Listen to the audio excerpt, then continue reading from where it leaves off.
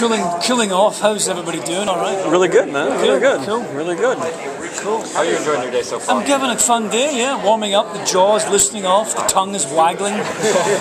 Not sure what's coming out, but I hope some of it makes sense. It doesn't matter. It doesn't matter. We like the accent. Yeah. We're Subtitles. just smiling on. Smiling on. Oh, he's so cute. What did he say, honey? Look at him. So being at comic, what's your favorite part about coming here as an individual as opposed to the actor? I came here last year with Defiance, and my wife's family. What was most fun for me was just seeing the enthusiasm of all the people that make up Comic-Con, that make up, well, from its original days of, because now it's all television and movies. Right, yeah. But you know, I guess many people got on the bandwagon, but Comic-Con is all about comic books, isn't it? It's all about those days where kids would lose themselves in pages of animation and storytelling that is still going strong. So I love the whole enthusiasm of. I don't think there's anybody more enthusiastic than the people that come here that dress up. Even the journalists, people that love the genre. It's almost like, yeah, I'm a journalist, but I'm also a crazy fan of Thor or something. People are very gregarious and passionate about what they do. So for me, that really, and I mean, I've never tweeted before. I only started doing it because of Defiance. I was sort of, I got some fan mail and I'd always mail it back. But now I'm on Twitter and there's a few people following. It's nice to respond to people that respond to you, I guess. So. Now, did you read comics as a kid? Or? I did, yeah. Yeah? What was your favorite comics as a kid? I read a lot of, I used to read a lot of Tintin, actually. Oh, yeah? Because I had a small part in the movie, which was funny. I did a voiceover, well, it was motion capture, it was Spielberg, so there was a lot of dots in the faces. But I used to... Spider-Man, a lot of this. When I say comic books, you probably won't know who Ur Willie is. It's a Scottish comic book, and it used to be in the back page of a Scottish paper called the Sunday Post, and it would be a little story of this sweet Scottish guy, and he would it was like 4 paragraphs, and it was animation, and it would be his day. Ur Willie's the wee Scottish kid, and he used to sit on a bucket. And that would be his day. I used to read that. And a Scottish family called the Bruins. You should check these out, by the way. I actually will, yeah. There's a lot of och and I, and you might have to go, well, I don't know what that means. But hopefully the animation will be self-explanatory. But it was a lot of Spider-Man and Tintin, Thor. Yeah. A lot of the Marvel comics, Okay. Because they've got another film coming out, haven't they? Oh, they always have films coming out. Yeah, the second phase, the third phase. Yeah. So it's They're already looking at the 4th and 5th. yeah. No, there's a lot of Marvel. They're doing what they did, the Avengers, the Dark Avengers. There's one of them called the Dark Avengers. Comic book wise, yeah.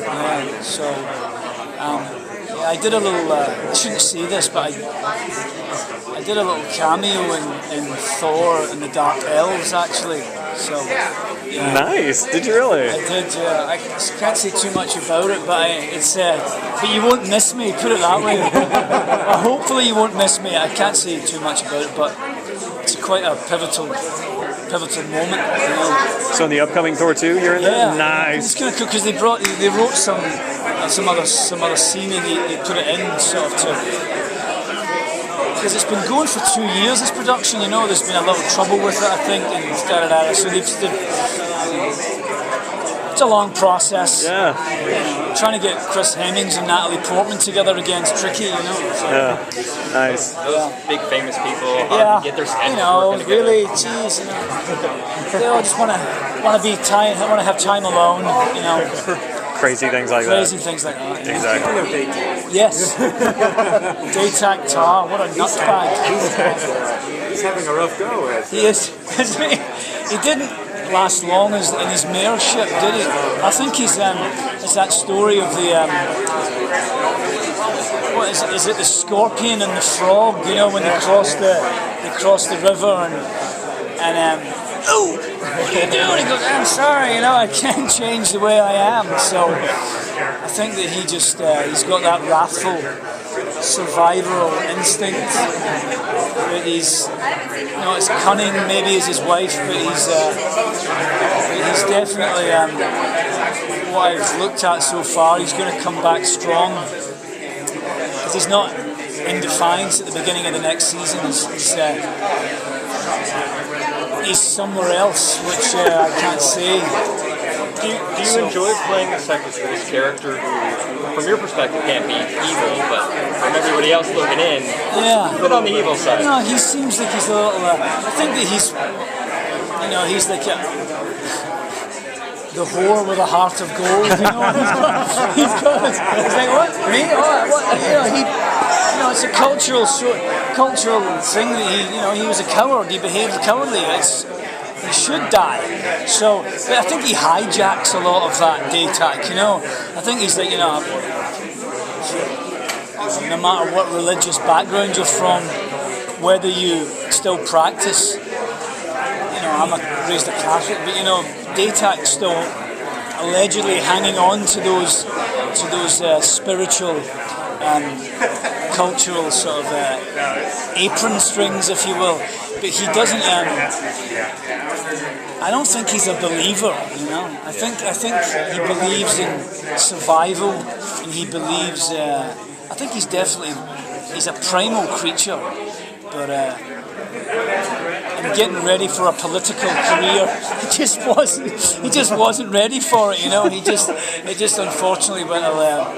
You know, he let his volcanic personality shine through. I think there's a good person in there somewhere. Would you say he's territorial as well? Yeah, definitely. Yeah, definitely. I mean, that's what. I guess it's a good point. In many ways, what Defiance is about, or what. You know, like land, you know, and so many wars are, you know, have started because of territories.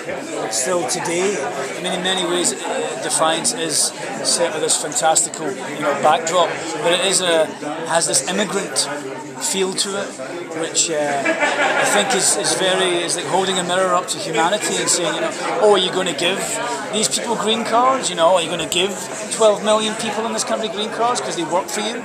Are you going to do things like that, or are you going to turn them away? You know, it's about compassion in many ways, but within Defiance, it seems like a dog-eat-dog world, you know, but within this melting pot. So I think there's a lot of human issues that are within Defiance, but it does have that cool suits and sort of wonderful visual effects and pretty excellent nominated music as well. No Nice. Bear McCready. Gotta like that. Nomination, huh? What's happening? Nobody else wants to say I'm having a good time. You know what's going on? I know. I have to pull you away. Pull me away. Where are we going? You are the evil one. You're the casting princess.